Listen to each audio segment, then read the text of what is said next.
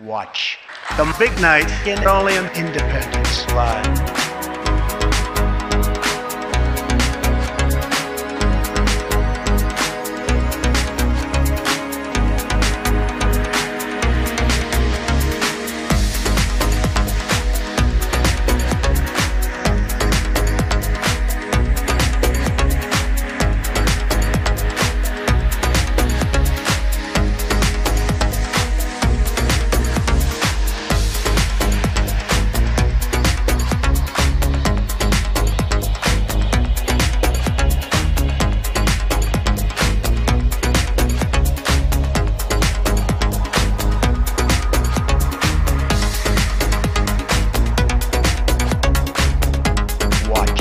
The big night in Australian independence live. .net.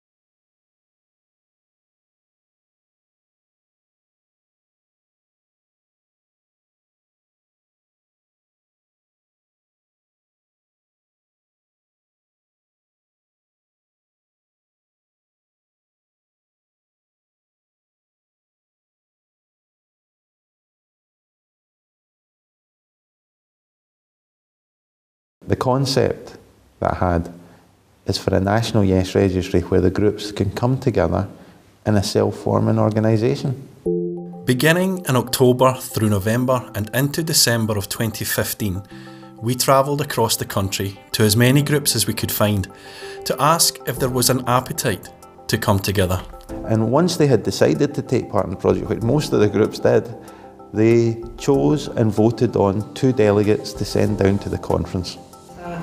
So that we have the structure but retaining the balance of the kind of the spirit of the Yes campaign. From these discussions, we had a better understanding of the needs and problems that had to be met and solved. Have some kind of structure to all these semi-autonomous groups that have popped up all over Scotland. And strategies for keeping in contact, swapping ideas. That's what we're looking for, is working together to get some sort of reasonable push the way we all want to go, but consolidated so that the sum of the elements is greater than all the individual elements just added together. But most of all, there's this coordinated action across a broad base throughout the country. How do you create a mechanism to do this? What shape would a forum mechanism need to be? It would require a lot of consideration to design and build a solution. 20 vanguard groups decided to sponsor us for 6 months to do just that. Of all the functions it had to perform while maintaining the guiding principle of local autonomy, the design had to be simple enough so that all members of our grassroots could pick it up and use it. If a 9-year-old can understand it, it might just work. After a lot of deliberation and a successful crowdfund to begin to pay for it, the mechanism began to take shape. On the 18th of September 2016, 2 years after the referendum and 8 months after the conference, Indie App 1.0 was released. Stage 1 of 4 to create the mechanism.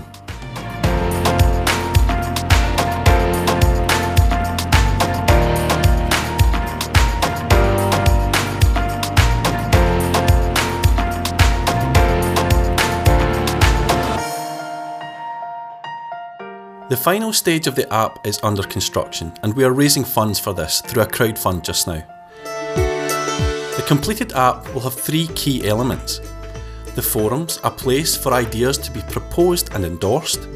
The committee rooms, a place where those ideas can be honed and turned into practical campaigns. And 3, resource buttons, to gather what is needed to put those campaigns into action, locally, regionally and nationally. We need, before the next referendum, to be fully equipped to be able to speak to each other. And work on ideas together with other groups, which I think is going to be really important. We can take on the fight the way that we see fit for our area. We can tackle local issues, how independence would affect your local area, as well as how it would affect the full country. Trying to organise a greater Glasgow group or something, to get the idea of getting information from national groups. It could go on onto the resource button and just be there as a tool for yes groups to use. We always contacted all our members by email, which has its own difficulties because they're not really able to talk to each other. So for one thing, if we get all our active members onto the Indie app, we'll be able to help them to be able to talk to each other and feed ideas back to each other, because we'll all be able to communicate with one another, which isn't possible when you just have an email list. Before it is complete, we will be holding 5 regional meetings across the country, and as soon as the groups are ready on the app, a national convention can be held by the entire network. 125 local groups and growing. But most of all, there's this coordinated action across a broad base throughout the country, which starts to be so well organised that those in power have to pay attention.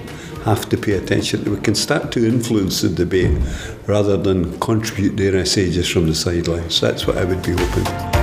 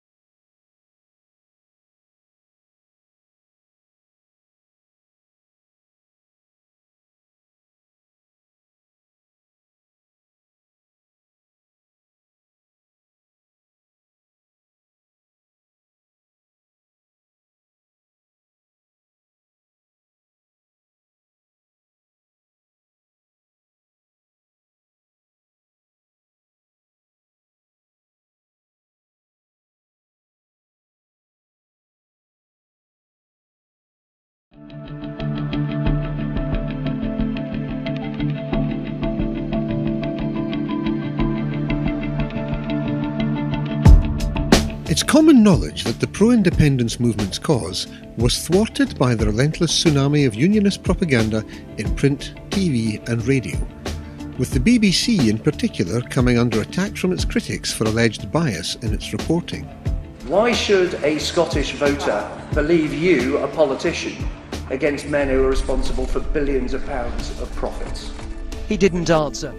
It should come as no surprise that the BBC is the UK state broadcaster, with a specific remit to promote cohesion across the nations of the UK.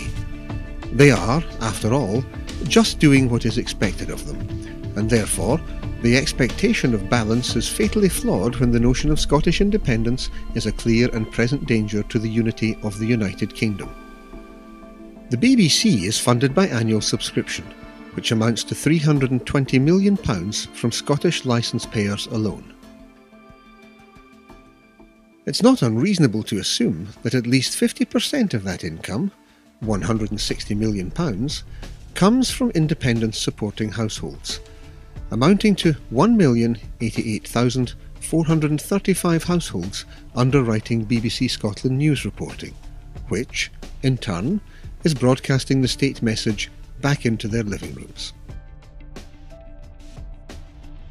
By contrast, among the alternative pro-indie grassroots media, of which Wings Over Scotland generates the largest number of donations, crowd-funded to the tune of around £100,000 per year, that's the equivalent contribution of 680 annual BBC licence fees out of 1,088,435 indie licence payers, or 0.00063% of £160 million paid to the BBC by independence supporters.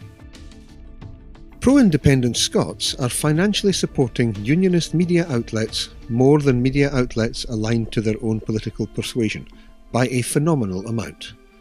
And this is for the BBC only, as Sky and Virgin TV subscriptions have not been factored in. Are you beginning to see the problem? No one is suggesting that your BBC licence should be cancelled, nor is it being suggested that one breaks the law by watching TV without a valid licence. It is merely being brought to your attention, the hard, cold fact that the funding of a serious alternative news outlet is only possible if similar levels of funding were directed to pro-indie outlets. There are many people and organisations doing their level best to offer an alternative voice. Different voices with one message that takes issue and rails against the tsunami levels of mainstream media propaganda. Isn't it time to recognise that we have a power to create the media we want to see and hear, if only we make that decision to be the change? Time to get out of that comfort zone. Time for change. And you can start right here. You need only fund those pro-indie organisations that you feel merit your attention. Please, be the change.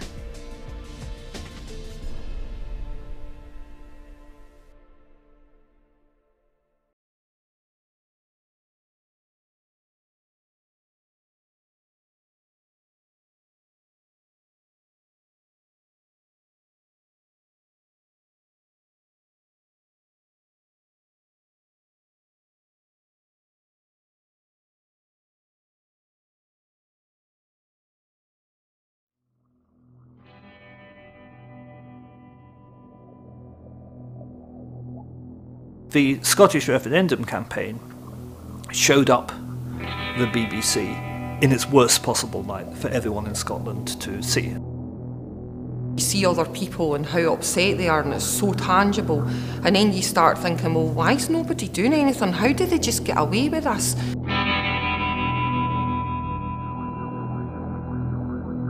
Good Morning Scotland was astonishing.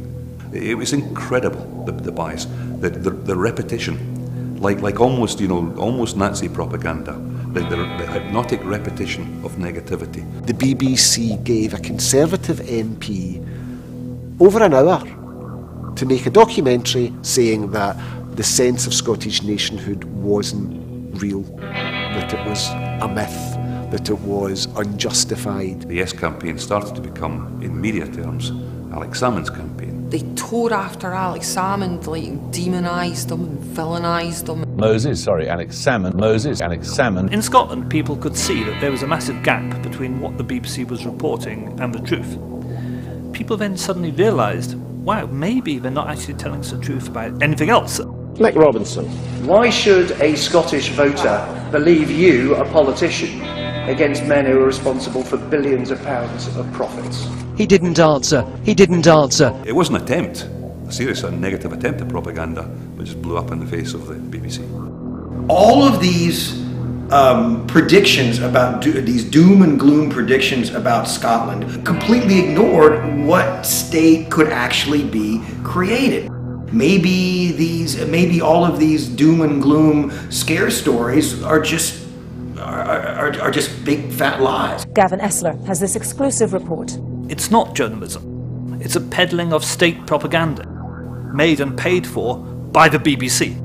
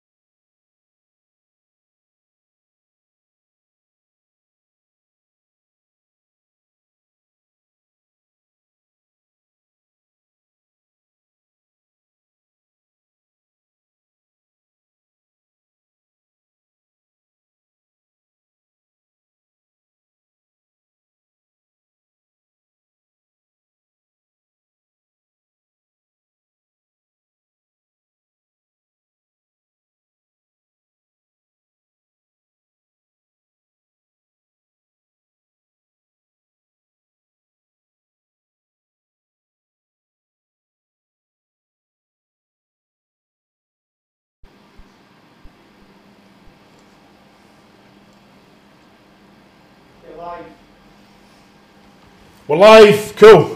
Okay, so welcome to the big night in.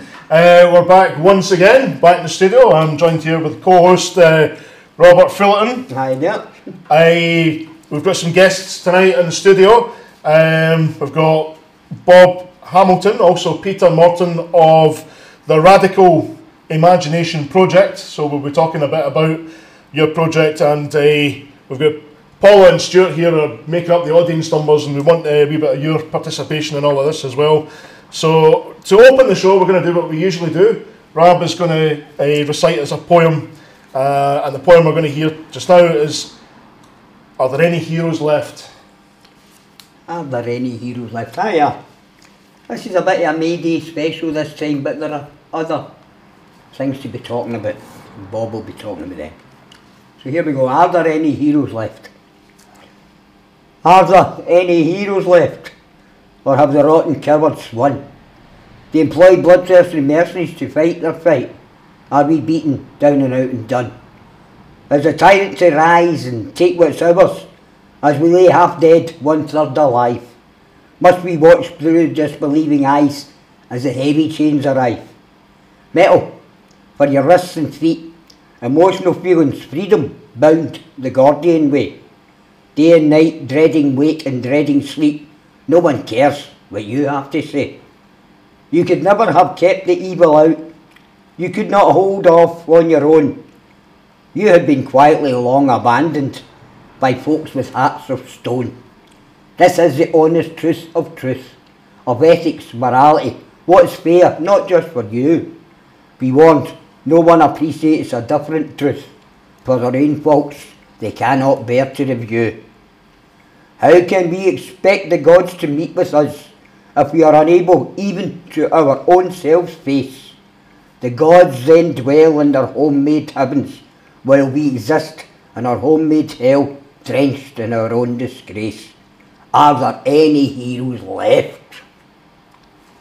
I hope so. Well, I have to say, Rab, that's fair cheered me up.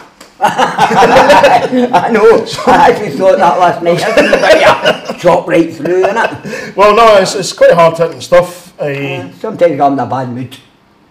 Well, I mean, you know, when anti-war sentiment should, carry those kinds of moods. That's just honesty. See, the poem that really blows me away, Decorum Est.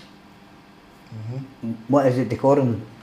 I've got it here. It's not even one of my own, and I don't often write down other people's stuff. Okay. But my God. Is this a famous one? It's the World War I, Wilfred Owen, and it's called Dulce et Decorum Est. Right, I'll maybe read it another time. Okay, right, okay. Oh, I'll maybe even finish. Do you know what? I think we'll actually have a proper anti-war night.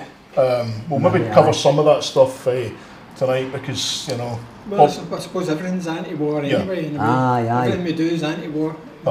And most of my poems are shouting and bawling about something. I've not got many flowers or roses in mine, unfortunately. Just look about you and that's why. And just comment on what you see. Who cares what you write anyway? You write thistles. Aye. Wee nippy thistles. Aye, that's right. I can't help it. A wee nippy sweetie all my life. Okay, so we're dealing with May Day mostly in this month's episode. So we've got this poster here. I think there's one on the desk as well. Which camera is best for this one? Can you see that okay? Okay, so this May Day picnic on the green. And it's a great day. It's a great day. We've been reviving it over this last few years, and we had some people a couple of years ago, more people last year, and we do expect more to be here this year again. It's a great day. People bring food, and there's people playing guitars, and there's nobody organising it apart from us, and there's nobody paying for it. We bring all our own paper plates and all that along. Right. Okay. It's very Glasgow. Okay. Excellent. So you guys are all part of the organising of this. Yeah. Yep. So you're part of this thing, the Radical Imagination Project, or TRIP. Yeah. So we'd really like to find out what's TRIP all about. Well, just to say that the May Day thing. Oh, sorry. There's people at the Wobblies, the IWW, and the Spirit of Revolt, and different people like that. There's just a collection of people for different groups and stuff doing this as we sort of collective thing.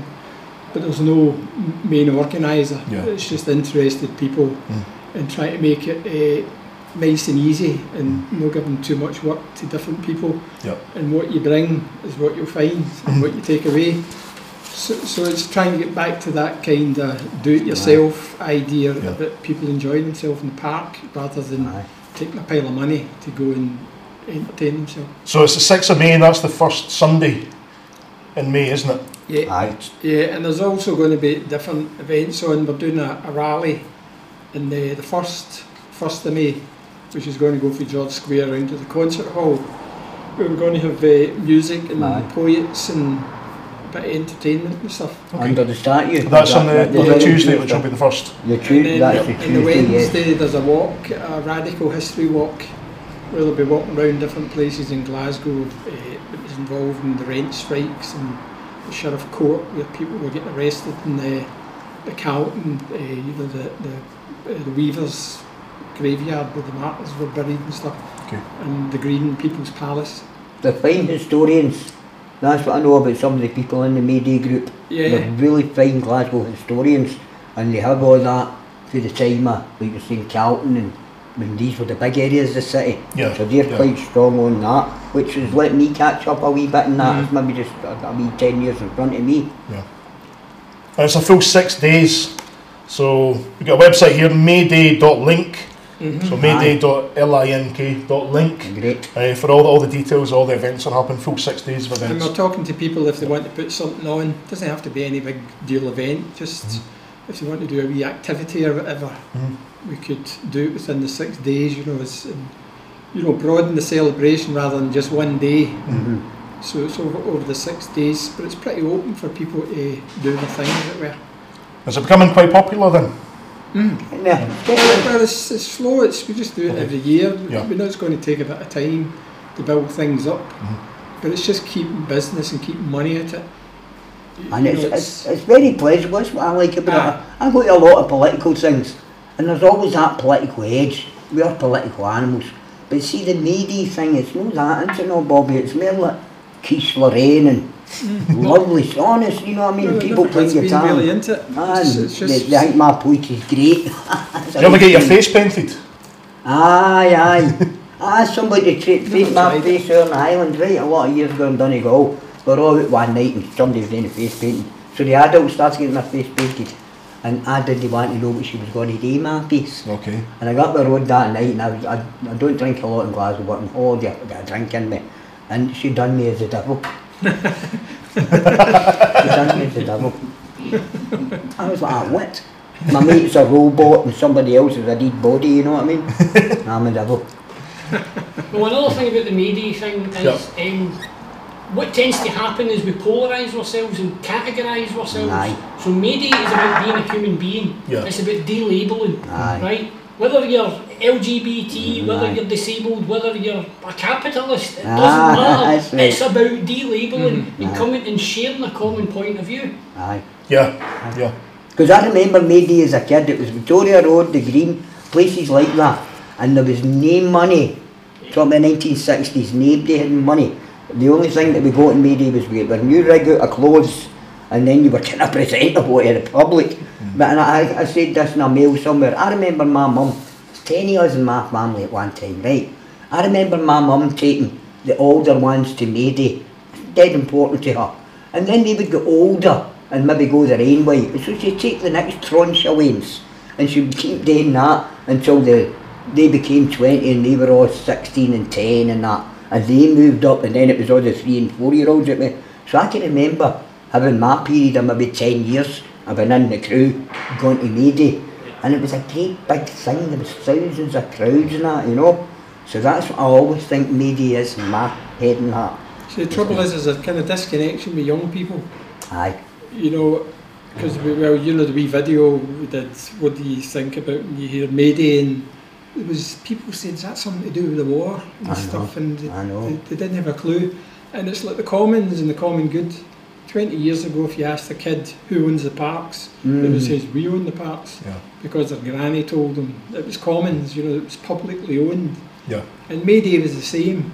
You know, when grannies stopped telling their kids about Mayday, you end up with this gap. Aye. And then, so it's building this history back up again, because very little happens that's about work class culture. That's right. What celebrations do we have? And the name of the maybe people. New Year or something. I know, the name of the people, But that's the rest right. is all it's all corporate now. You need to buy a ticket now. Aye, well that's one invisible thing. friend, you know, like Christmas and stuff like that. Yeah. I mean, even Halloween, they used to be, you just got a bin bag.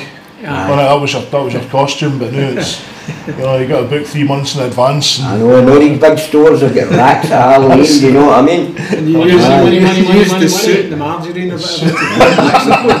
It took about 4 weeks. Your face was black for about 4 Absolutely, weeks. everybody had the same set of like pretend, you know, fangs, you know. It's like, didn't matter what the costume was, it was a bin bag with fangs. What did you go out last night with the big red bits? Okay, but I'll tell you what, we've got a video about what Mayday is. Was that is that a video that you've made? Yeah. It is, okay, brilliant. So we got a down to earth production. Kev, are you alright to play the first video? Aye. Well, that's what's on this year. Aye. Is that right? Okay.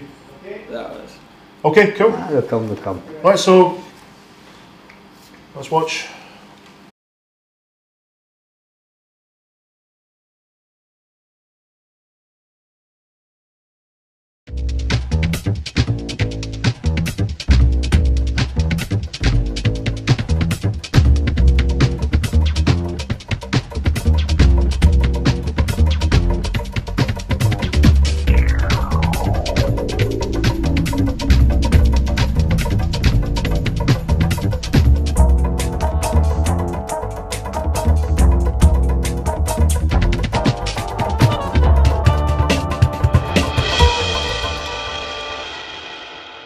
Join us for 6 days of May Day celebrations.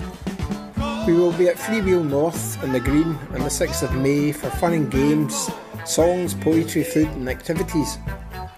Before that, on Buchanan Street on the 1st of May, we will have some entertainers and information about activities. We will be organising events, conversation and films from the 1st to the 6th of May at different places. We need your help. Either come along, help to or create an event or collaborate on an idea. Let us know what you're doing for May Day, where and when, or just bring yourself, kids or a friend on the 6th for some face painting fun. We do not have funding for this event. What you take away is what you bring. See website for details and updates. Peace.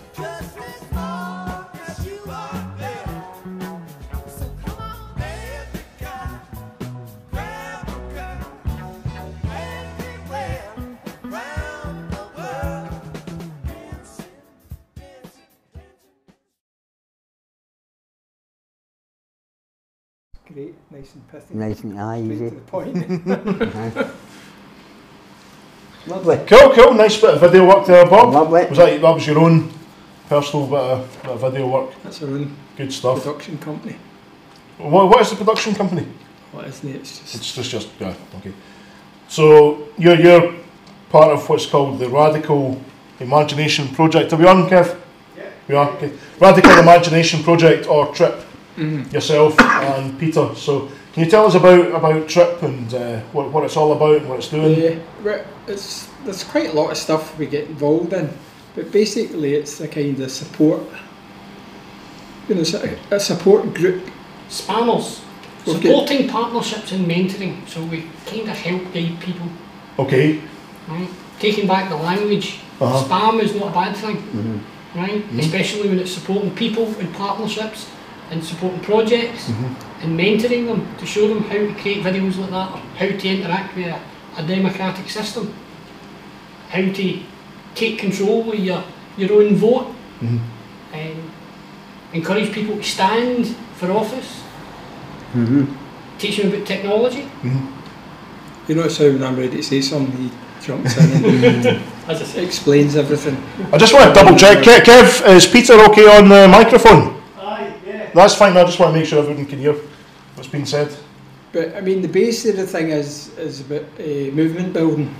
I mean, we're interested in movement building and institutional change. There's loads of stuff going on in communities, lots of great ideas, but it's kind of cultural work. You know, it's about making people's lives a bit better, and I think it's funded, and the funding can get controlled and different things like that. We're more interested in how we build a movement to do something about institutional change. You know, the banks, the corporations, and different things like that, and how to use. You know, we do a lot of stuff in open source about computers and showing people how to use computers, how to use open source and different things like that. And also, Peter's got a vast knowledge about how to interact with politicians, for want of better, or these different institutions about the place that are, you know, dealing with rent, dealing with this, dealing with that. So we try and talk to people and help them to articulate their ideas. You know, people in the communities, they've got some ideas, but they come to they stop because they don't know what the next thing to do is. So we kind of help them out with the idea of showing them where the different agencies are and how to put a package together you know, and create an agenda for your opinions and your points. So what you do is going to be useful and people are going to listen to it. Because what tends to happen is people just keep continually complaining about things, but you really need to think about vision, what you're going to put in place. When you get rid of this thing you don't like, you're going to have to replace it with something. You got a good example of that, just to illustrate the point? People you've been working with, you've actually followed right through all of that? Well, Peter, I'm sure Peter's, you can hear him, he's just ready to jump in there. Just jump in when you feel like it, man. But there is things with the commons and stuff like that. Yeah. The thing is, the ideas are there. It's just getting people to get their heads around. The fact is, there's a common good fund which is all over Scotland. I mean, I've talked about this before. I think you've been here speaking about it before. And I mean, there's masses and masses of money in property and land that's publicly owned. Has been for about 500 years. It's got laws to protect it. And why are we not using all this infrastructure to help our young people to do real things in their community and take ownership of these public assets and use them for what they should be used for, instead of the council selling them off and take it. You see, when you sell off a piece of common good, the money should go into the common good fund, and people should be allowed to use that fund. But what's happening is they're just putting it in the council coffers, so it disappears. Is that not illegal?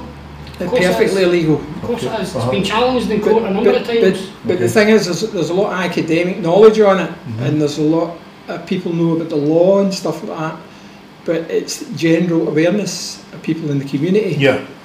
So this is the kind of work we do. You know, it's like we're talking about that, and we're talking about, you know, if you've got like the hospital, they build a big hospital in Govan, and then you look around, you go, so what did the community get out of this hospital? Right. The kids have got traffic, heavy traffic, you know, they've got the pollution, they've got all this. What did the kids get out of this big infrastructure? Well, they got the fast track bus lane. That's right, your kids can get knocked down at 60 mile an hour instead of 20. So even stuff like that, you can challenge them. You say, right, you need to put something back here. You can't just take all this infrastructure off the community without replacing it with something. They're talking about putting parking meters in our streets. Yeah. That's getting rolled out all across Scotland. Even in Renfrew, a tiny little town with 2 streets, they want to put parking meters in. There's no traffic wardens, so therefore who polices that? Yeah. So in other words, all they're doing is they're wanting the revenue stream for the fools that put the money in, right? Rather than protesting that this is wrong, because again, this is where things like your community councils and your feed into your local authority. That allows you to go and register your disinterest, your opposition. We put suggestions put through the door so far that I don't have a car, so I won't have a parking place allotted for me in the street. And a matter of fact, if any of you are going to come and visit me, there's no place allotted for you guys either. So what you've got to do is let me know you're coming, and I'll put my 2-hour yellow sign in your car window when you arrive, and you're allowed to visit me for 2 hours, and then you're getting charged. Now that means my ma, you like to come for 3 hours, she's not on.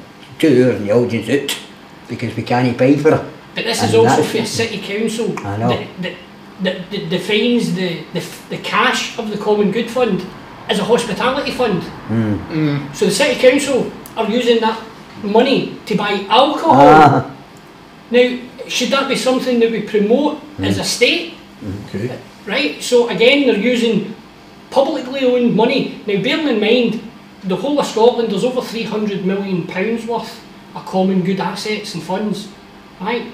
So that's a lot of alcohol for them to spend, right? That's some party. But they're using it for mobile phone bills as well. But if you look at the way it's defined in Renfrew, they defend the park, they defend the publicly owned buildings, and the cash gets used to support community groups. So the community groups come along and request funds, and then the decision is made, does it come from the common good, or does it come from the local authority community empowerment budget? But in Glasgow, there is no definition like that, because they deny the existence of... You would imagine that your councillors that you've elected would be the ones that would be right on top of all of that. But the problem is the councillors don't even know about the common good. Yeah, because they're local authority, and the minute you're in that, that's a corporate entity. Aye. right? Aye. So they've only got one thing in their mind, and that is satisfying the executive committee. Aye.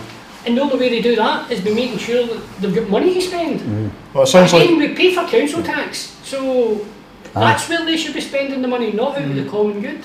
it sounds like the structure of local politics is wrong. It needs to be completely redrawn. Is this? Aye, it's like, but the thing is, they're so used and not being challenged. Yeah. That you know, nobody's bothering them too much because people don't really know how to bother them properly. Okay. You know, and collect the data they need to do that, and that's the thing we're interested in, is how you challenge them with the law. Because in Peter's place, the council, the people who deal with the rents are also the people who do the repairs. So who's watching the people who do, you know what I mean? But they're also the people that provide the benefit. So if I object to saying my house isn't fit for purpose, what you have is a landlord, a benefit issuer and a repairer as one person. And then what kind of accountability do you get in that situation? You only get accountability to the financial cost centre, right? Not to the individual, not to the tenant, not to the community. But when you speak to a lot of people, you know, and the people involved in the government, they don't know about this stuff. They don't know the law, and they don't know about these things. And some of them, it's quite good to remind them because they can use it. You know, it's just the ignorance that they've never been able to do, and the rest of them just ignore it. So you need to get it back in the statute. But you need. Who do you find is more responsive to you?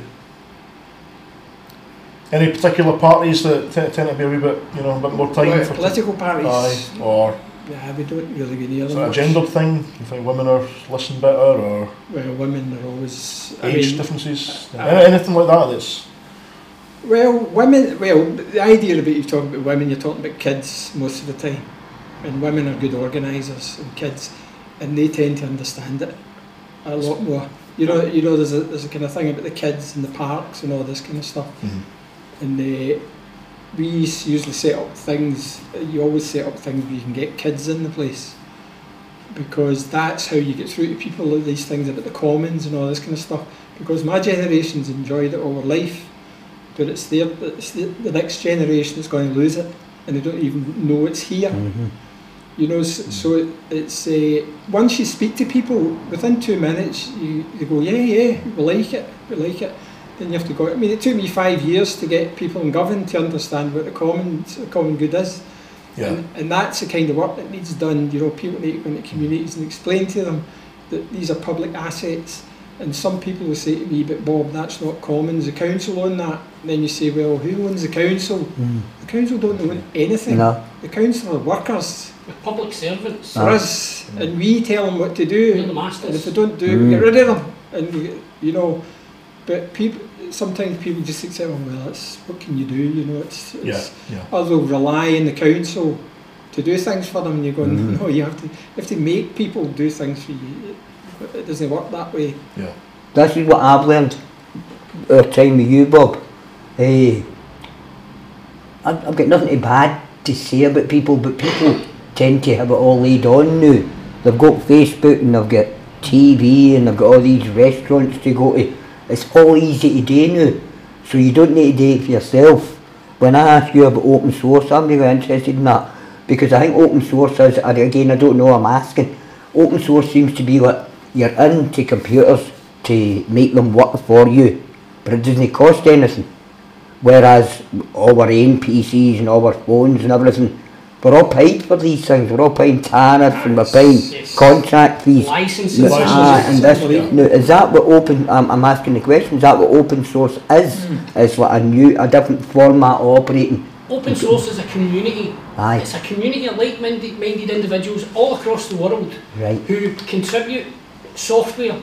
Got you now. Right. Yes. So, like myself, I'll write for specific hardware. Aye. I've designed heart monitors, air quality sensors, weather stations. Yes. Right? These are where you can take ownership of the data. Aye. Right?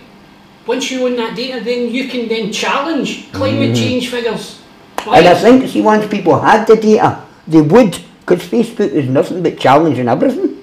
You know what I mean? Facebook's either liking it or or disliking it, and it's either happy or we're going to go at this thing. Do you know what I mean? The thing is, if you're looking at open source technology, the people who know about it are generally middle class people, academics. Because what happens is in the university you get a budget for your department, and you can spend it on all sorts of things, and you have to spend it in IT. So the people in the uni are thinking, well, we're not going to go out and buy Windows and Photoshop and all this nonsense when we can get free stuff. Yeah. So they get an old computer and they put all the open source in it, and they get free open source software, and they can adjust it and do what they want with it. So when their kids ask them for a computer, they're not going to go out and buy them a 300 quid laptop. They're going to get an old computer at the uni and give them a disc. ThinkPad. They're going to give them a disc and tell them to go in with it. And that's why, but in Govan, people don't know about it. The people who need open source are the people who don't know about it. And and I'm not saying anything wrong with people at the university, but this it's not open source. It's only open source to the people who know about it, academics, art schools, and all this kind of stuff. But it's actually needed in Govan. So what we do is we get laptops off people, because to put Windows in a laptop, you need a certain amount of memory. And it's no good. I need a new one. They put it in the cupboard and then buy a new computer. So we can take that old and simply put Windows operating system in the computer, you need this much memory, right? To put open source on it, you only need that much memory. Okay, so about 10%, 20%? Yeah, because it doesn't have all the rubbish or the malware that you get with Windows and all this kind of stuff. Okay. So you've got a secure system that works better, and it's updated every day of the week. Okay. We all know Linux, that's a well-known name, but you were talking about, was it Ubuntu? Well, that was a platform. Linux is the description of the operating system, right? And Ubuntu is a flavour of that. So you get Pixel, you get Debian, you Red Hat, which is again there are lots of them, and quite often they'll tailor them to: do you want a scientific package? Wow. Do you want a forensic data analysis package? Do you want a multimedia production package? Now, things like Blender are used by the Disney Studios, so we're not talking about underpowered software or equipment here. So these things operate almost in the same way as if you sat down at Windows and open programs and started doing things. You take any Windows PC and you take a thumb drive, you stick your thumb drive in it and you switch it on and get it boot from the thumb drive, or put it in a CD and put the CD in, and you can run it in parallel. But and the kids can take that to school, switch it in a computer, and they've got their own operating system, their own files. So they switch it off, they take it out, and that's nothing to do with that computer that's on this. So you can do all the usual stuff, word processing, it's like write a letter for a job interview or something like that. We make sure do your CV, all that kind of thing. Spreadsheets, databases. The thing we always put it down to, say if there's a kid, if you say, okay, there's a toy box, there's a big toy box, and this is a Windows idea. You can use that toy there, or that wee toy, and maybe that one if you pay for it. The rest of the toy box stays where it is. Open source is saying you can use any toy in the box. Not only that, you can make your own toys. Because people like me will show you how it's done. This just reminded me when I was imagine a 12-year-old getting one of these iPads or something. It's online, that's how you can do it online. And if you give them Ubuntu or something with open source, they can actually start writing programs, and they can start controlling their computer rather than computer controlling. It's changing them from a consumer to a creator. Is this a wee bit like when let's just take me right back to when I was a wee guy and had a Sinclair Spectrum? So did I. Believe it was a 48K. I had that. I've got like a 2 terabyte computer at home now. This was 48 kilobytes. Sinclair Spectrum. I'm sure he was Scottish. This little black thing, and the keys would cut your fingers because they were just like a ridiculous design. But that was something you could program with. You bought you didn't buy a book, but you got a book for you used to buy the library, and you sat and you typed out the script for and you get a kaleidoscope at the end. That's right, a picture would draw. That's right. And is that basically where we are with this? Yes. That's the same principle. Yes, but it's went a lot further, right? So that idea of the Spectrum with 48K, you're now talking something this size that's a full open source computer. Right, so something like the size of a thumb. Yes, it's a Wi-Fi server. You stick an SD card on it and you can then present anything you want to the World Wide Web. But you can also, in a space, provide a local Wi-Fi Right. where there is no threats for the internet, so there's no security issues, there's no junk mail, there's no propaganda. The only thing that they get to see is what your message is that you're trying to portray to them. So we're thinking about using these for local communities, you know, like science seekers and stuff like that, and putting information on it, the information you need to know, rather than, if as soon as you go on the internet, it's like... So you could develop a network with useful information for people about rents, or how to deal with the council, or how to do this and how to do that, and it's a localised thing, so it's secure. It's also free. It means that you don't need an internet contract, Yeah. right? You only need to have a device with Wi-Fi, Yeah.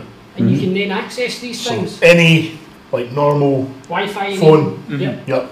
bring you onto And that. how you would access it is if you look on the poster, you'll see the wee black and white sign. Oh, this is a QR code, isn't it? Yes. So again, what you would do is, if you have a local setup, you so you would create a QR code. Yeah. Or some phones have near-field communications. Okay. So you could use stickers and tags, and you just put your phone against it, and it will set your phone up onto the Wi-Fi network and show you where the server is. Aye, man. That was actually patented by Toyota, if you know that. That's just just a wee random fact that I know. Two-dimensional barcodes have been about for a long time, but they obviously created the The QR code was part of the Toyota's production cycle. called just-in-time manufacturing. There you go. He's back to the 1980s. Brilliant, man. But it's also the idea with that, you know, like the technology and science. You know, we're trying to encourage people with science, because it's a way of how to build an argument. Yeah. Like you can't lie in the sciences, where the social sciences you can lie your back teeth. So it kind of helps people to think about what it is they're doing and what they're trying to describe to people. You know, and give them the confidence that they know how to put facts together, how to put evidence together. Yeah, that's something I probably don't want to talk about, but it's coming up now. There was a video online about this guy going about asking people basic scientific questions in the street, and the reason I don't really want to talk about it is he was promoting that flat earth crap. But what he was doing is... I don't even like mentioning that stuff, but he was asking people in the street just basic scientific questions, and the thing is, they couldn't answer them, and on the basis of that they started following history, and I thought, and thinking, alright, well, it's just because we've been told by the telly, isn't it? That no mate, there's more to it than that. I've actually been through those questions before by a nutter that cornered me at one point. I didn't know what he was talking about, but I actually managed to answer all of his questions, and that's something I think is quite worrying. Is that at the moment we seem to have lost, at some point in the last decade or so, we've lost an awful lot of basic fundamental scientific understanding. Well, if you look at the way the education system... It's very dangerous to do that. Part of that is because of the way the education system's changed. What they've done is they've modularised everything and made it a memorisation test, not an interpretation test. When I was at school, we were given facts and told to interpret them. Now the kids are given facts and told to memorise them. You know, there's no extrapolation of what it means to construct an argument. So there's the only time you'll get into that is when you do a philosophy course, right? Because science should be all about proving, okay, I have a hypothesis, but I'm going to show you that this will work. And then you're going to do the same thing and it'll work for you. And anybody else that goes and does the same thing, it will always do the same thing because it's a rule. And if it's wrong, your peers will find you out because it's a kind of shared. That's right, and you'll be happy because at least that way you can come a wee bit closer to the truth. And you can start meant to be, you know. But it's funny, if you can speak, I've talked to a lot of people who got to uni, you know, they've done science, physics and all this kind of stuff, and as soon as you start talking about politics, all that credibility about evidence goes out the window. You know, it's like, no, but that's different from politics. You know, they can't apply the same knowledge that they have in science to figure out a simple equation about economics or something like that. You know, it's as if they're dumb. But they have to be speaking about science. But part of that is also the way that we've been force-fed party politics, because it's now just a choice between parties. It's not a choice between opinions and ideas. Policies or something. And the idea that you want to dream of a dystopia, or you want to dream of a utopia. Well, again, what we're getting told is austerity is here to stay, and we're going to live in a dystopia. Where injustices are just going to get worse. Well, again, it's up to people like us to say, well, we're now going on record to say, no, we don't accept that. Hence the radical imagination. That's what that's about. It's about thinking outside the box and coming up with radical ideas, not radical beliefs, but ideas that are radical to the administration. Because, again, when we sat down with the Culture Secretary and started speaking about things like the Renfrew steam engine. Is this Fiona Hislop? Yeah. I'm speaking about, okay. Yeah. So we started speaking about the Renfrew steam engine. And you could see the wheels turning in the head. Well, what we really meant was science, technology, engineering, arts and mathematics. Because you use inspiration to teach people. If you give them a project to say, here's a goal and here's a set of tools that you can use to achieve that goal, then the learning process is completely different. This is where, as I said, the radical imagination kicks in. As opposed to, there's some facts, memorise them and make sure that you can repeat them on the day of the test. I have a theory about that. We all do about our kids' education.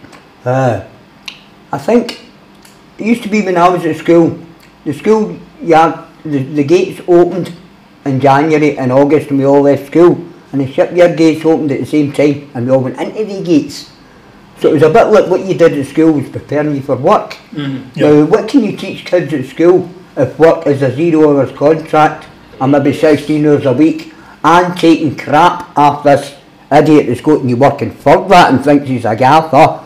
And also, what's the good of an education if you might use it to go against what you've been told you are? And that's what I think some of the... This is the thing is, the person in Detroit, Grace Lee Boggs, she was talking about it's child abuse. Child abuse. Yes. Educating kids. That's what I think. For nothing. Aye. That's what I think. And the whole, the whole thing is, it's about ideas.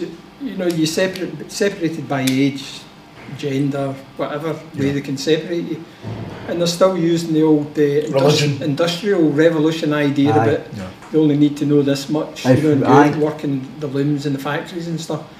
And why don't they teach union organising in schools? Because that's going to be but that's going to be 10 times more useful to you. I don't know about your school, but in mine they spent 4 years teaching everybody French. This part of the world goes to France. It's only people in the south, East England, middle classes, they go to France or get any opportunity to speak French. Everybody for here, if they do go abroad, it's Spain. Why aren't they spending 4 years teaching everybody Spanish? Why? I keep telling kids, I say, go into school and ask the teacher how you start organising the union. And they would probably frown on that because you're trying to inculcate in kids something. But that's what they're doing with business. That's what they're doing, is inculcating their kids this business capitalist default model. And that's why when people leave school, they always default to what they've been educated on. 15 years of capitalism education. Conformity education rather than... That's conformity, And we'll tell you, I think as well, they are educated, because you can't use one of these mobile phones being daft. I mean, my wife, when I say what you did on that phone, she's not just texting somebody.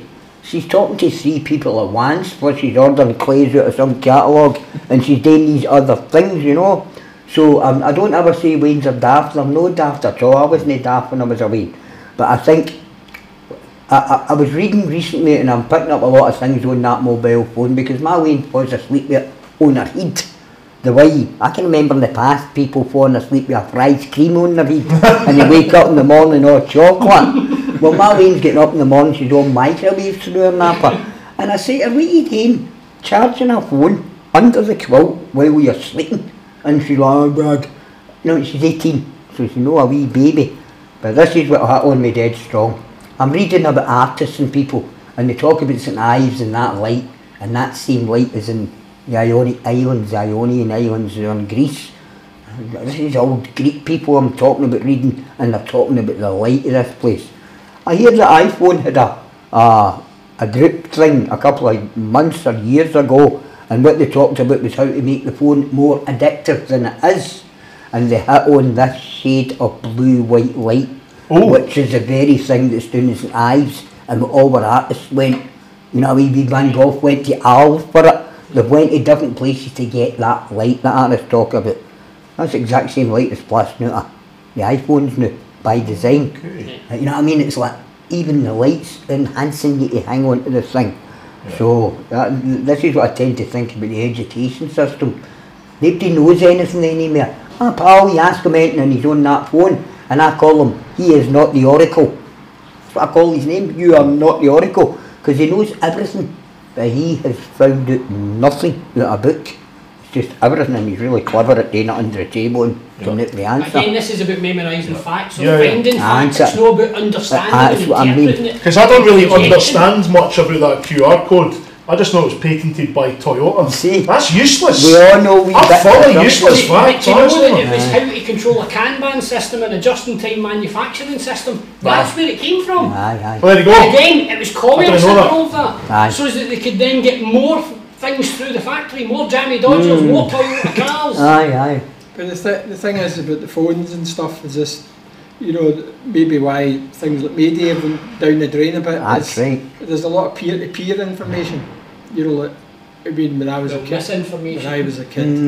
know, if you wanted to know something, you went and asked one of the old guys.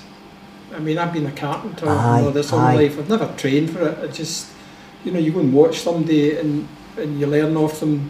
But there's a lot of peer-to-peer stuff happening where the generations aren't speaking to each other. You know, so people look for their information through their peers and on, you know, online and stuff like that.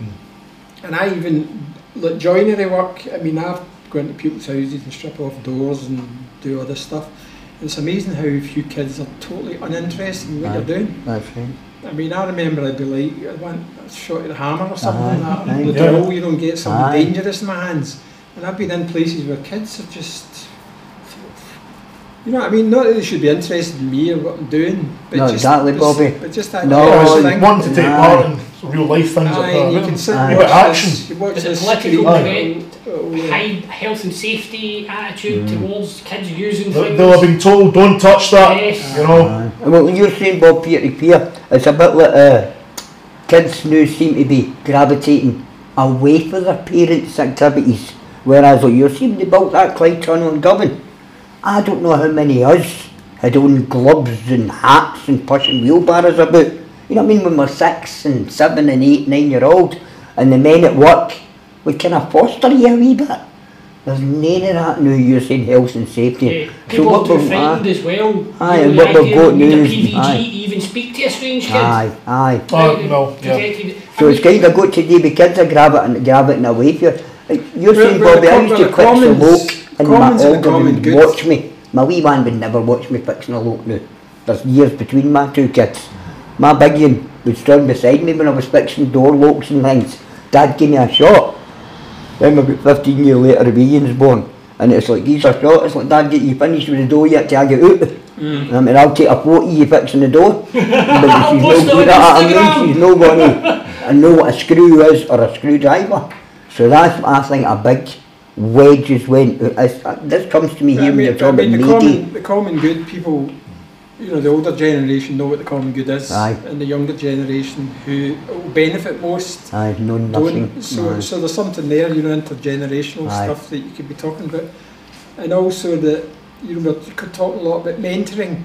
You know, they used to build ships in Govan, and there's still plenty of engineers around who were working in the shipyards, sitting about with all this knowledge, dormant, doing nothing.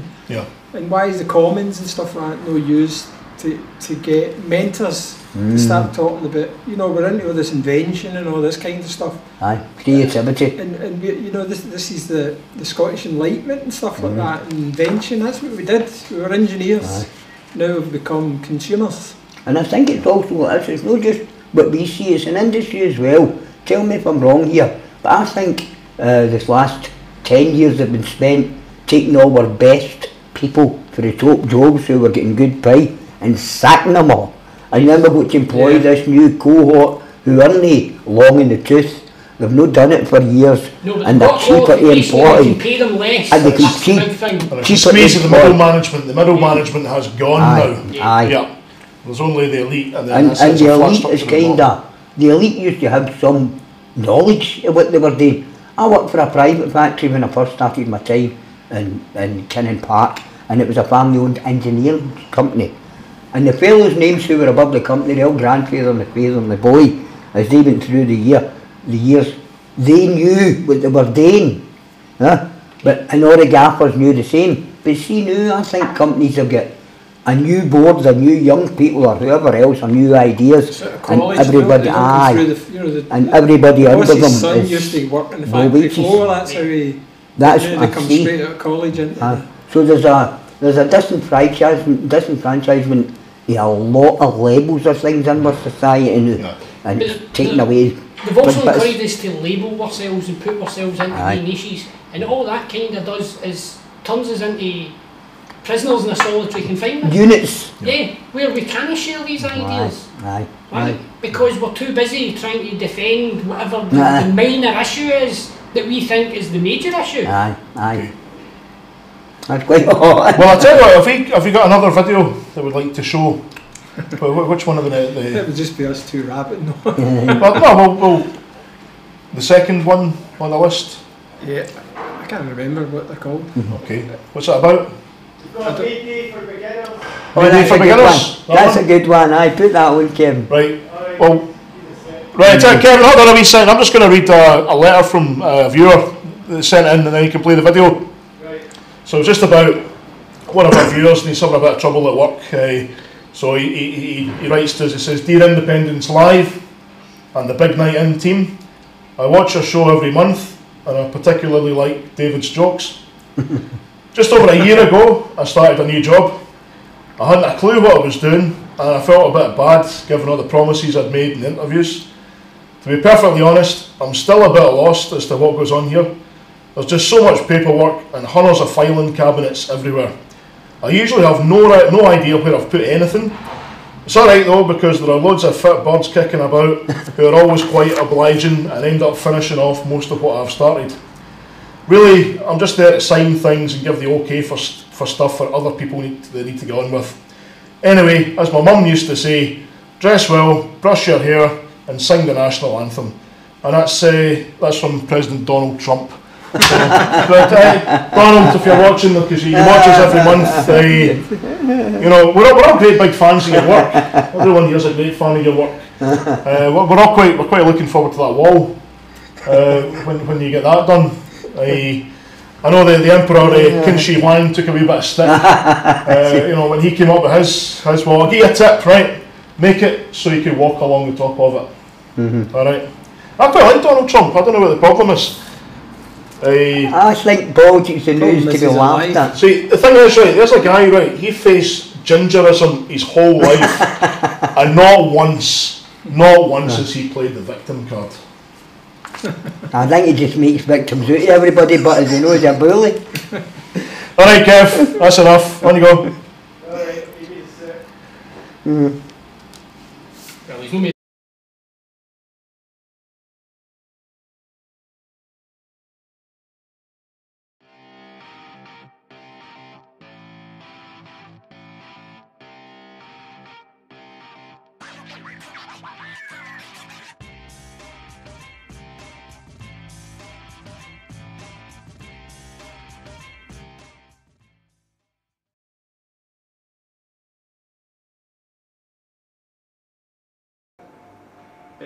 First of May Day. Parade. I just remember everybody dressing up. Can't remember. I know it was a celebration. Yeah. But parade, I know the parade. We had the parades back in the day. Fancy wee dresses and bows. Everything, but I can't remember what it was for. What it was for. We've all got that problem.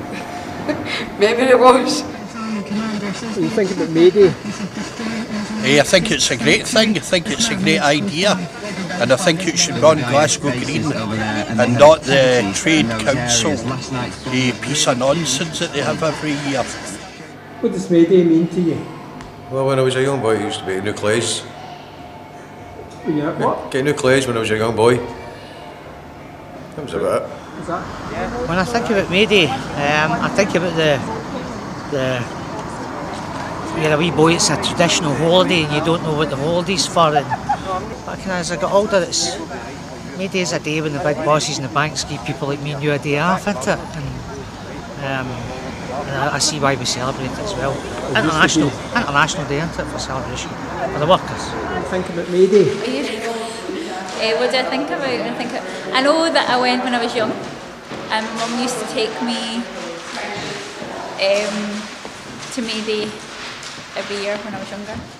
May Day, is that not something to do with a war? I thought it was something to do with World War II or something like that. What do you think about May Day? People coming together to celebrate and to organise. I think about people down on the green. I think about going back years and years when workers never had any chance to come together. That was the only day off that they could get. I think about all the people that organised and struggled to make sure that they have time off to spend with their families, to rest their bodies. I think about proud traditions of working class organisation. May Day, May the 1st. Well, same as what Alan says, new clothes and all that. Doing a bit of shopping in one fella. What was the thing about the new clothes then? Oh, getting new clothes and going to the stores and that, and then come back and putting on all your new clothes and that, and seeing all your friends and all that. You know, I've been reading up about it, just since the new campaign for the new May Day is happening, but before that I had no idea because I'm not from Scotland. It's not a thing in Ireland. Well, it wasn't since I was, like, obviously it's a thing, but not something I ever did or was a part of as a child. But I've been reading up about it and it seems like a really interesting idea. May Day, I think of a plane going down. May Day, May Day. I think of May Day, it's the 1st. See, I didn't know. See, I know we have Cinco de Mayo in the US, which is the 5th. And I don't know if there's any relation. Cinco de Mayo? Cinco de Mayo, which is May the 5th. But May Day, all I really know, I think it's related to like a fertility festival or something like that. Spring and the plants coming out and life coming back after the long winter.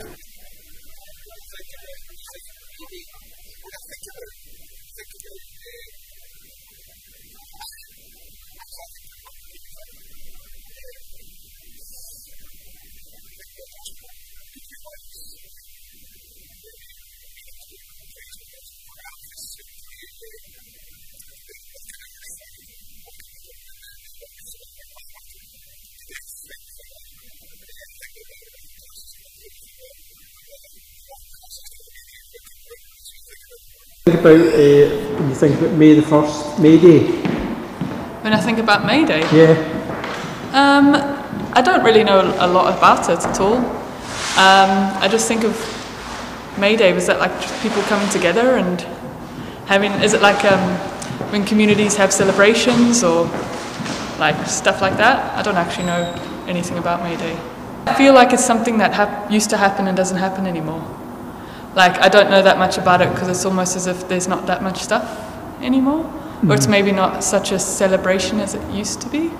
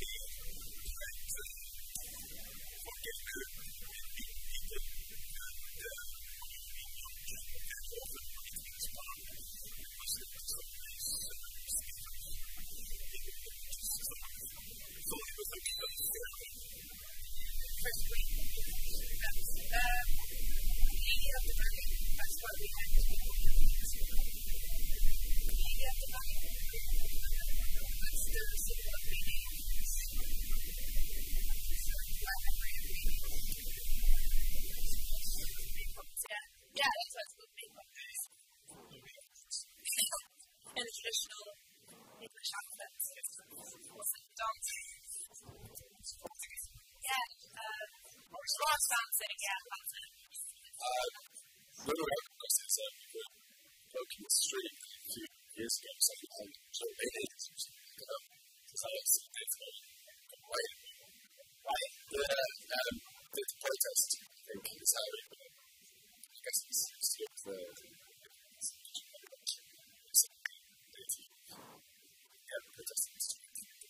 May Day, May the 1st. Workers' Memorial Day, Workers' Struggle, Russian Revolution, American trade unionism. Not a carnival, but a celebration of the workers' movement. Just that I end up working a lot on bank holidays because of being a performer so often. Often there's the days when we're working harder.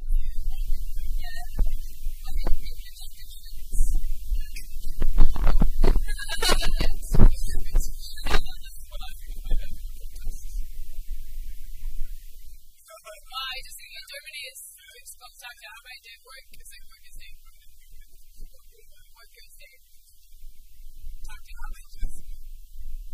Tag der Arbeit. Every day.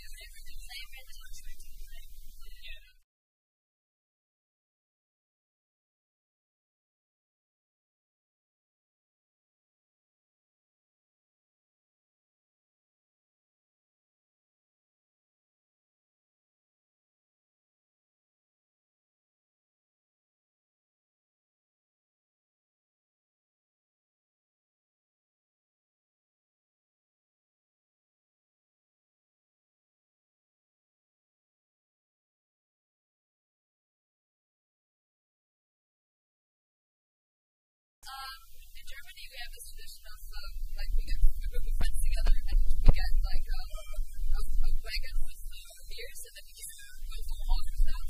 And we get drunk all day. And usually we don't make it very far because you stop to have a beer and then we don't get very far, but it's a fun day. Yes. So I come from Slovenia and we have May Days was consistent to but I think it's right, like, I think it brings out a lot of question what is work today, and also, like, the status, the concept of work has changed a lot, because today, majority of younger people are from all over, from different kind of jobs and so on, like, it's not, work is being very flexible, and it's very precarious, it's not the same kind of organization. Thought towards work, so I think it can be used, and I think it's a very important question for left to ask what is work today, because it's changed tremendously from last century, obviously, where work was a kind of possibility to unite people towards something, like unions or reification of social justice or equality. And I think today is the landscape is very much different, so it should be used to re-question the concept of peace. What do you think about May Day, May the 1st? It's just springtime. Springtime and the sun, and just people becoming happier because it's May. You're happy already. Yeah, I'm always happy. I'm always happy. I don't need May, but yeah.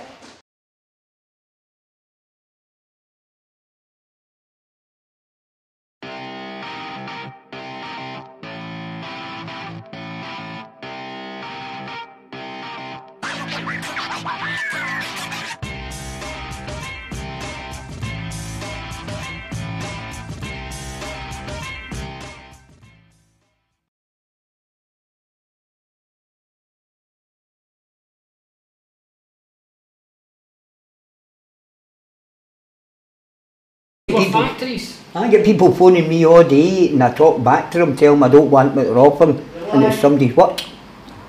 That's us back live again. Okay, so that's a brilliant video. Well done. Aye, I like that. So no, excellent. One of the things that you actually get so many folk to actually speak to you. You know, I always find folk, oh no, I've got a sore leg, and excuses like that, you know. And, try to get a leaflet. I'll do it next week, you know. Like, try to make a video with the new mate, you know. And it's like try to get him a leaflet. I know, so what is it like? But you didn't hear what I said to them before the... That's right, Bobby's got away. Aye. Away doing these things. But yeah, there was no doubt whatsoever for the one for Slovenia.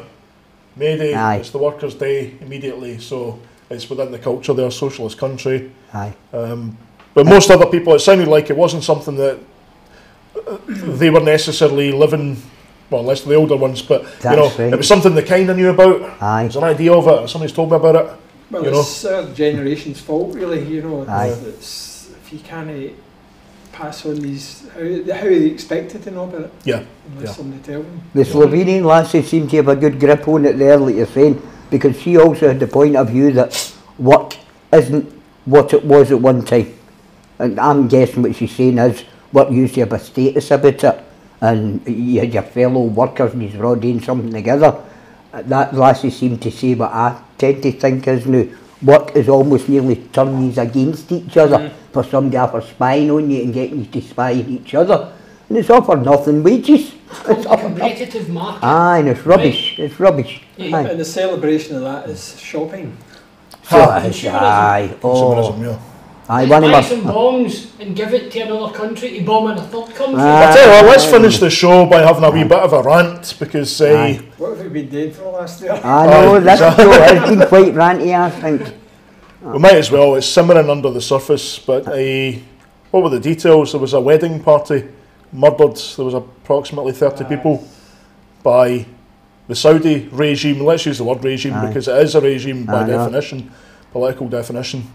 With arms from Britain. Well, the communication that I sent to the former Commonwealth Office, Mr Johnson's email, I described the action of a terrorist regime as one that dismantles the infrastructure and healthcare system of a country and terrorises the population into such an extent that they lock themselves away. And again, when you have a country that's in the midst of the worst cholera outbreak in human beings' history, then surely they're not in any fit state to fight anyone, let alone be accused of terrorist acts all over the world, which again is what the Saudi regime is accusing them of. And they're being supported by the Westminster Parliament, specifically providing arms. And these arms are things that are only used by the British Air Force and the Saudi Air Force. So again, there's common exchange there. Am I right in saying it's actually, in most cases, British pilots that are operating the Saudi aircraft because they don't have in some cases, in some cases, yes. Yeah. But in almost all of the cases, the arms are being paid for by the British and the Americans.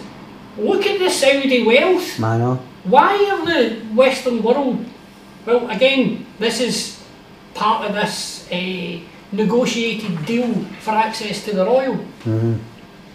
Well, again, wait a minute, that should be the corporations buying that, not the taxpayer incentivising and subsidising and giving them benefits in the form of bombs.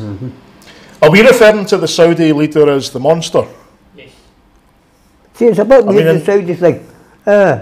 Recently the new Saudi leader says, right, we're cleaning this house out. Because we don't even know his name, do we? We call him the Saudi leader. What's he called? His name's not in the media, and it's not prefixed with the monster. No yet. That's what I'm saying. We're not being conditioned to think of this man as a genocidal maniac in the way that we are with other people. See, Yemen's quite hidden. Yemen's quite hidden. It's quite hidden from our media. We don't see the images. The only thing you hear about is Syria. Now, it's ridiculous what's happening in Syria. But it's more insidious what's happening in Yemen, and it's the way that it's affecting the civilians. There is no armed infrastructure in Yemen, right? There's no caliphate there. That's right. What you have is people with a different opinion to the Emirates or to the Saudis. So again, this is back to enforcing imperialism. Saudi imperialism. And see, to enforce that, Peter, it's falsy. Last year or the year before there, I think it was BAA were to be fined for what they're doing with the Saudis. But the whole thing was rescinded because of government interest, wasn't it? They just put it away. So there have been massive bribes that are just away now. We're not even talking about them. And then when the Saudi fella came in, we don't know his name, He says this house is terrible and started clearing, but he put them all into a top hotel, Hartley Berlin, and then he sat them all down and says, crack your purse open. Now, cracking my purse open is nothing if I'm giving you £1, if we've got 10,000 millions in them. So that's the way they deal with the rain as well. The whole thing's like, goodness sake, it's quite close what we do with our royal family, you know what I mean? We just get away with anything. Was it not defined as terrorism when you pick a class of people within a society and then completely vilify them, put them in prison or execute them? Now what I'm talking about here is transgender people and homosexuals. That's the kind of action that's taken against them. Right? That's right. In Saudi Arabia, they can be beheaded, they can be imprisoned, because again, as soon as they start the vilification process, it goes out of hand, and they get accused of whatever the regime want to accuse them of. So, do Britain have any humanitarian credentials here at all, whatsoever? No, come on. Oh, no, it's ridiculous what they're doing. No, they describe the action of providing the arms and the armed support as humanitarian. It's ridiculous. But that's been provided to the Saudi regime, who have no issues with their own citizens. They have no issues with Are they murdering their own people, should we say? Yes. Yes. Because that whole Arabian Peninsula, they share common religion, they share common values, common dress, common skin colour. So, how would you not describe them as their own people? If we then took a decision to start bombing England, but only Presbyterian Christians, right? So again, this is the definition that's been created here. When they're bombing the Yemen, they're describing them as terrorists. But what it is it's just people with an opposing value. They're not going to other countries and blowing them up. They're not spreading chemical weapons. They don't have weapons of mass destruction. So where is the excuse for destroying whole traits of society? That's right. See, I think it's got to do with this as well. See, when the Americans, the British started with Bush Senior away back then, what they did was, all the countries, as far as I'm led to believe, every country's got its problems, but they all kind of lived together. The different sects. I can remember when I was a wee boy, Lebanon, way back, and it was the Christians. And I'm trying to remember the names of the group back there, and the Lebanon was having problems. But everywhere else when a book kind of wasn't it was always Lebanon. I remember that I used to always say go to such and holiday and these horrible jokes. Now the whole Near East or the Middle East is all messed up. And it's because they've been set against each other by outsiders to start with. Right in the middle of there you've got Israel. Israel's been given huge amounts of bombs, huge amounts of military equipment by not only the Americans but by the UK as well. So what you had was they were when you're the period you're talking about, right, that's when we spoke about Beirut. So when you went into Nitz Hill, you described Nitz Hill Mason X as Beirut because that's what it looked like. Bombed out, burnt. Because that's what that scheme was like. There was windows missing, there was fires. So again, but what's happened is the Israelis have then they went to the West Bank, they went to the Gaza Strip. And the minute that they start encroaching in these other countries, they then start putting people against each other by describing again they're a terrorist because they're defending their own country. Right? So they've got snipers sitting 3 miles away taking shots at them, and they're described as the terrorists. You might take Noam Chomsky's description of terrorism.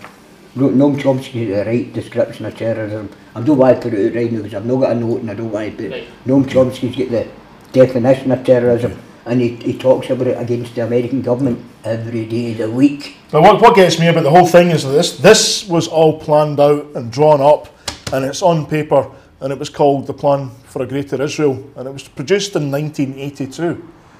And from then until this day, that plan has been enacted.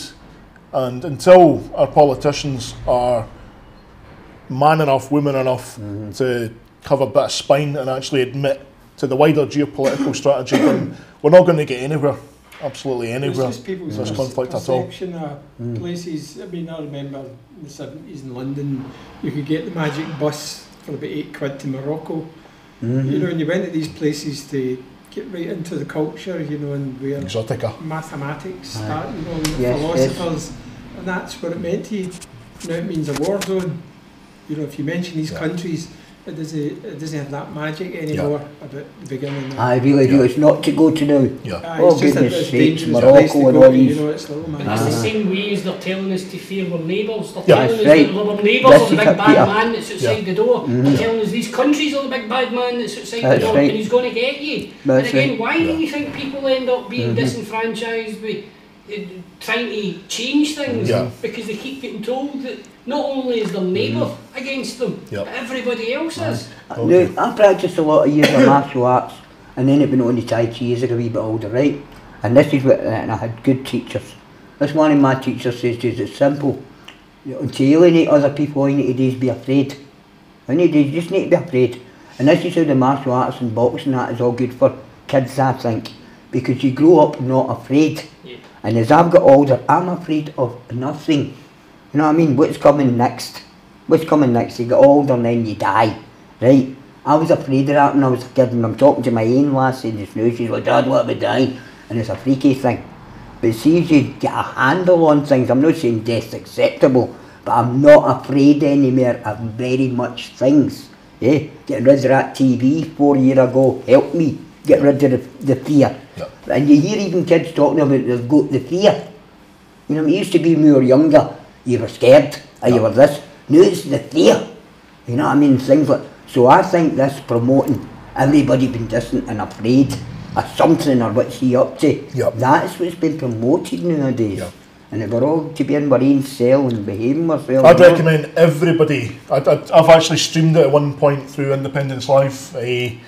Adam Curtis, The Power of Nightmares. Do you know it's a 3 or a 4 part series? Do you know the one I'm talking about? No, I don't know that. Well, The Power of Nightmares will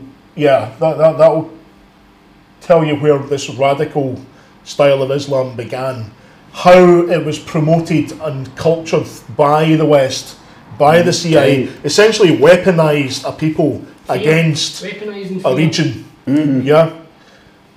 That did not come about organically. That's not anything to do with the Islamic religion. That could have been any religion. But that's the brooch of the world, is the Middle East and all those mineral resources. They've got to balkanise it. They're following the 1982 plan for a Greater Israel. And if you watch that Adam Curtis documentary, it'll explain all of that, all the way through to 9/11. And how we're being used psychologically. Like the thing we were talking about. The politics is so psychological now. That's what I mean. But I mean, people don't have any time. To think of these bigger issues in the Middle East and stuff like that, because they don't have any foundation to work from. Unless you have a sound social base where people feel a reasonable bit of security. They don't have the wherewithal or the time to think of the bigger issues, and that's why these things are ravaging, because our communities have lost that notion of self-determination and how to figure out ideas. And I think that's where a lot of the work, and that's what we concentrate on, is just how do you create a sound social base where people can actually think from. They get rid of that bit of that fear, and they can rely on each other. And they're interested in the guy up the road who's been made redundant, or the wee woman that stays herself, hasn't seen anybody for 3 weeks and stuff. And you have to put that infrastructure back in before we can even think about geopolitics, you know what I mean?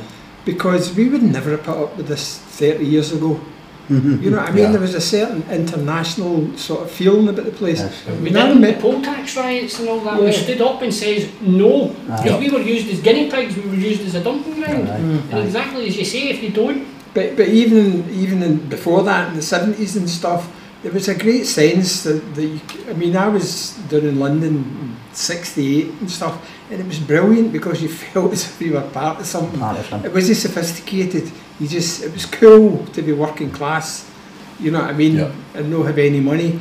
But there was that kind of sense that you had some place to go, and that's the thing that's disappeared. People don't have that sense that there's a place that we can go here. Okay. Right, well, let's have a quick look at the poster again. So coming up, we've got 6 days of activity. Yes. Begins on the Tuesday up at the Buchanan Street steps in the city centre of Glasgow. On the Sunday coming after that, There's is it a picnic? That's Is the it? picnic Aye, on the green. it's a picnic. So Freewheel North at the Glasgow Green. Freewheel North at the Glasgow Green. So yeah, bring the children, bring your friends, just everybody get involved if you can. I'd like to thank everybody for their contributions tonight. We could go on, obviously, but we've been an hour and a half. Peter Morton, a community councillor, various positions, who has once stood for Parliament. Bob Hamilton of the TRIP project. We've got a couple of guests here. We've got Stuart and Paula. Thanks very much for all your contributions tonight. It's been enlightening. And my co-host over here, Rab. So you can grab that. So Kev's through there. He's been playing the videos. You can watch. I think you can watch a few more of those videos on that website. And the website link is ad.link. That's it there. So take a picture of the QR code from your screen. That's what to do. Mayday.link. Okay, I'm David McGowran. This was the big night in. We'll catch you next month. Thank you. Peace. Thank you. Great night. Peace. Peace and love.